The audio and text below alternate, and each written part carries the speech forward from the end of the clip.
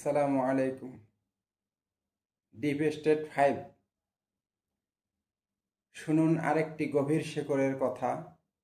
তা হলো আমলাতান্ত্রিক ক্ষমতার ধারাবাহিকতা। সরকার আসে যায়, কিন্তু প্রশাসনিক সংস্কৃতি অপরিবর্তিত থাকায় নির্বাচিতদের বাদ দিয়ে নোটশিট চূড়ান্ত করা হয়। প্রশাসন একথা ভুলে যায়, তারা নীতি বাস্তবায়নকারী, মালিক নয়। দৃষ্টিপাত না করলে এই সীমারেখায় ডিপ স্টেট বিলুপ্ত না হয়ে শুধুই রূপ বদলায়। প্রশ্নবিদ্ধ বা নিয়ন্ত্রিত নির্বাচন ডিপ স্টেটের বড় রক্ষা কবচ। না ঘটলে জনমতের প্রতিফলন, বৈধতার সংকট করবেন আজ।